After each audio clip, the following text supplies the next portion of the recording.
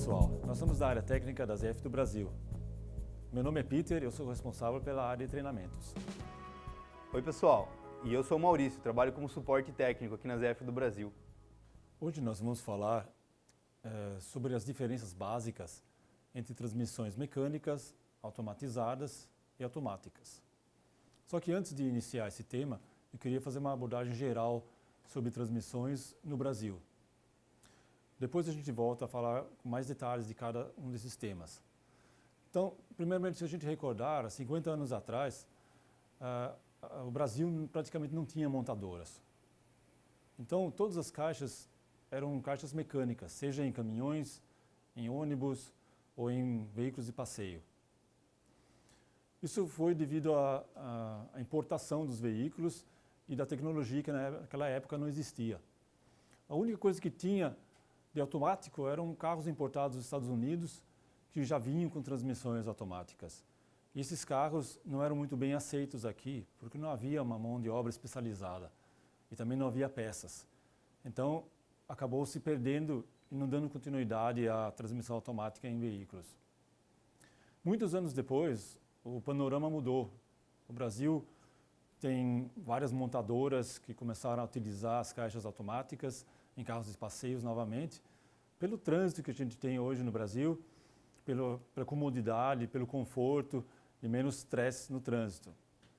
Só que antes disso acontecer, os ônibus passaram à frente dos carros de passeio e voltaram a trazer as caixas automáticas lá pelos anos 90, por causa das emissões de poluentes que tínhamos cada vez aumentando mais nas cidades grandes.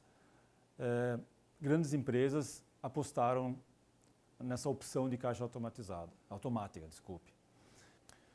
Então, as transmissões automáticas para ônibus começaram a ser utilizadas em ônibus mais pesados, articulados e biarticulados.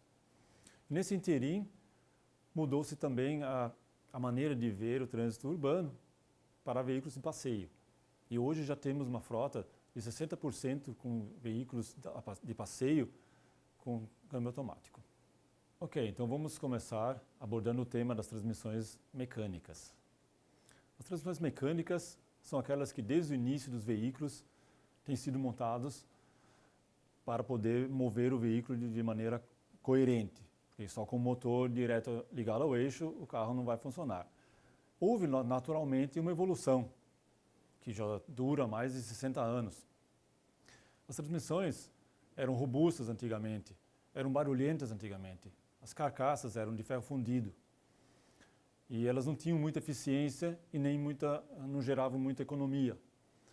Isso com o tempo, com o passar dos anos, foi evoluindo com os materiais e mesmo com a tecnologia de eletrônica. Então, vamos mostrar algumas transmissões básicas só para abordar os temas mais frequentes que são montados em transmissões hoje em dia. Tanto faz se são para caminhões ou se são para ônibus ou veículos passeios, a base é a mesma. Transmissão mecânica sempre tem o mesmo princípio. Então vamos ver o primeiro slide, que mostra uma transmissão mecânica média, pode ser usado em picapes ou pequenos caminhões, até mesmo em ônibus. Ela já é totalmente com uma carcaça de alumínio, tem uma carcaça de embreagem integrada, que antigamente não era assim, porque antigamente se montava a carcaça da embreagem no lado do motor e a transmissão vinha depois. Ela se tornou mais leve. Tem ajuda para engatar as marchas, ajudas de um servo shift. Isso é uma tecnologia mais recente. Isso ajuda a diminuir o esforço mecânico do motorista. Existem conexões para diversos cilindros de embreagem, que são montados na parte inferior da transmissão. Também há possibilidades em caminhões de colocar uma tomada de força, que chamamos de PTO, Power Take-Off. Além disso, existem sensores que para o motorista, no painel dele, podem indicar em que situação está a marcha. Sensores de ré ou sensores de neutro. Daí para frente, houve só melhorias. Melhorias que já estão chegando hoje num limite. Novas nova geometria de engrenagens que faz com que o ruído diminua bastante da transmissão para fora e também consegue transmitir mais torque. As engrenagens mais fortes duram mais. E há rolamentos de vários tipos hoje, cônicos, selados, de roletes, de esferas. E aí para cada aplicação se opta por um melhor conjunto de rolamentos.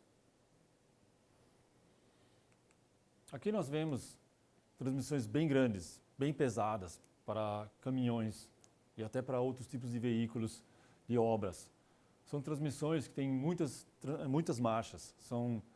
Na ZF são veículos ou caixas que têm até 16 marchas. E vários outros componentes, como se pode ver, como tomadas de força especial, auxílio para a direção hidráulica, trambuladores diferentes com auxílios pneumáticos, retardadores para ajudar a economizar lonas de freio. E essas transmissões, elas têm muitas engrenagens e uma composição de engrenagens para fazer as diversas marchas. Para chegar a 16 marchas, não é uma caixa longa que tem 16 engrenagens diferentes. São caixas com um grupo básico e um grupo redutor atrás e um grupo multiplicador na frente.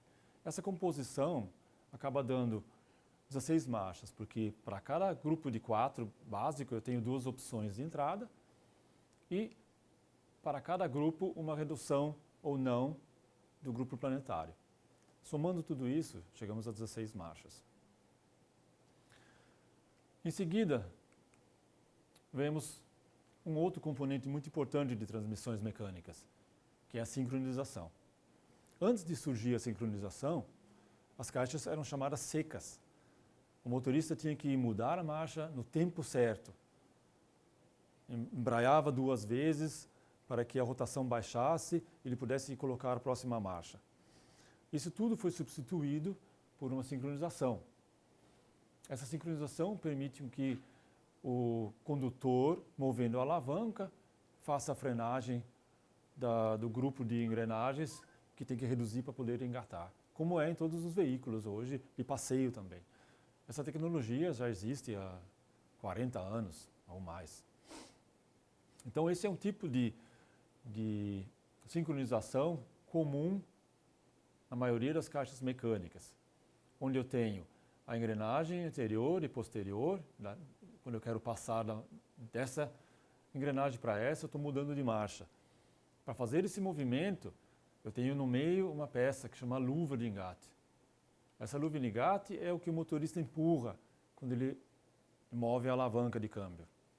Essa luva de engate vai ser empurrado, por exemplo, para esse lado aqui, empurrando um anel de sincronização e um corpo de acoplamento. Essas 2 peças são necessárias para acoplar, por exemplo, saindo dessa engrenagem para conseguir chegar nessa outra engrenagem. Em cima desse anel de sincronização existe um material que freia. É como uma embreagem, é como uma lona de freio, uma pastilha. É um material de fricção que é justamente para reduzir a rotação dessa engrenagem que está ligada ao corpo de acoplamento. Isso são peças de desgaste. Elas são normalmente de molibdênio ou de carbono. Aqui existe uma outra opção que foi desenvolvida mais tarde para reduzir o esforço do motorista na alavanca, porque é muito pesado mudar certas marchas o dia inteiro. Então foi desenvolvida uma sincronização de cone duplo. Isso significa que tem uma área maior de atrito, diminuindo o esforço no braço do motorista. Essa opção foi usada durante muito tempo em caminhões pesados, mas acabou sendo substituída também pelo famoso servo shift, que é um auxílio pneumático à alavanca. Ou seja, na hora que o motorista tenta engatar uma marcha, ele tem uma ajuda pneumática para engatar a próxima marcha e não tem que fazer tudo na mão. Então, ficou desnecessário colocar uma sincronização de cone duplo. volta-se a usar a anterior, a simples, mas com um auxílio pneumático. Aqui são só ilustrados as peças, como elas trabalham. As mesmas peças que estavam antes na figura em preto e branco estão aqui desenhadas de maneira de ver da parte lateral. Né? Aqui a luva, onde o motorista começa o movimento.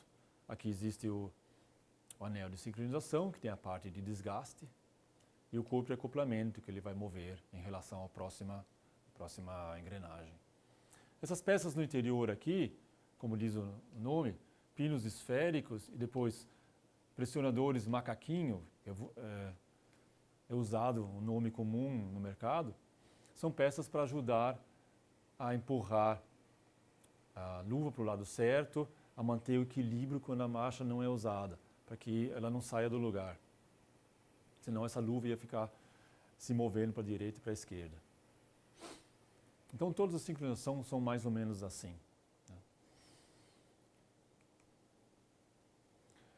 Tirando essa parte de técnica, que pode ser um pouco pesada, vamos falar um pouco sobre dicas de condução. As dicas de condução, isso se refere não só a caminhões, como a qualquer veículo com caixa mecânica. Essas dicas de condução, elas são principalmente visando a economia de combustível e também segurança, conforto para o condutor. Então sempre há uma faixa econômica no contagiros do veículo para se manter e com isso economizar mais combustível. Aqui se diz a faixa verde, nem todo veículo tem essa indicação, mas se ele olhar no manual de operação, ele vai encontrar uma indicação qual rotação é a ideal. E para manter essa rotação ideal, é que escalonamos as marchas de maneiras diferentes. Um caminhão que usava aquela transmissão que eu mostrei há pouco, com 16 marchas, tem muitas opções para ele continuar nessa faixa de torque, né, e continuar dirigindo de maneira econômica. Aqui nós vemos como é a alavanca de câmbio desse tipo de caixa com 16 marchas. Então, para ele se manter nessa área aqui, ele tem que saber utilizar essas 8 marchas aqui, que no final vão ser 16, porque cada uma dessas marchas aqui pode ter uma alta e uma baixa, com a opção do grupo multiplicador. Então ele tem 2 primeiras, 2 segundas, 2 terceiras, 2 quartas, e assim por diante, tornando no final, chegando a 16 marchas. Só que tudo isso era pneumático, não havia uma eletrônica por trás para fazer esse movimento. É o motorista que tinha que saber em que momento fazer as mudanças de marchas, é ele que tinha que fazer o esforço para lateral, para mudar de grupo. E com isso ele tinha muito trabalho a fazer, ele tinha que prestar atenção, não só no trânsito, como no contagiros o tempo todo. Então eu estou dizendo com isso que, mesmo sendo ou havendo uma ajuda pneumática, é uma caixa mecânica, que exige que todas as operações sejam feitas pelo motorista. É isso que depois vai ser relevante quando a gente começar a explicar as caixas automatizadas. Vamos ver mais um pouquinho. Outras dicas de condução. Dirigir prevendo não frear e acelerar desnecessariamente. Sempre olhando para frente. Aproveitando o embalo do veículo, reduzindo uma marcha antes que seja necessário, para que não haja uma frenagem brusca ou uma aceleração forte que vai afetar o consumo do veículo. Aqui nós vemos essa mesma transmissão com todo o escalonamento de marchas claramente definido. Essas linhas amarela e azul mostram o grupo multiplicador. Como eu falei, cada marcha tem a opção de ser feita com uma lenta ou uma rápida. Se eu estiver com o caminhão vazio, eu não preciso escalonar tanto. Eu posso dar um passo como se fosse a linha azul, direto para a outra linha azul, e eu vou ter 8 marchas aqui. Mas se eu estiver carregado, esse pulo de marcha dessa azul para a próxima azul vai me reduzir muito a rotação do motor. Eu tenho que ter força de novo para sair de baixo até voltar à velocidade que eu estava antes. Então, se optou por fazer um grupo multiplicador. O passo é menor, entre 11 e 9, e não perco tanto fôlego. Essa foi a ideia básica. Por isso que essa caixa chama EcoSplit. Tá? O split é o nome que se dá ao grupo multiplicador e o eco por ser econômico. Então, usando esse sistema, eu continuo andando sempre na faixa econômica do contageiros. Essa é a ideia básica desses componentes que tem nessas caixas pesadas. Vocês vão perguntar, e o carro de passeio? O carro de passeio não precisa disso.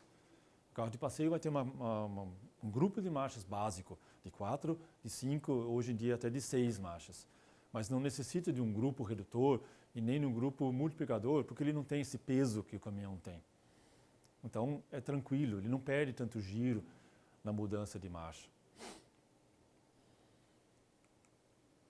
Aqui nós vemos todas as operações que o motorista tem que fazer na alavanca.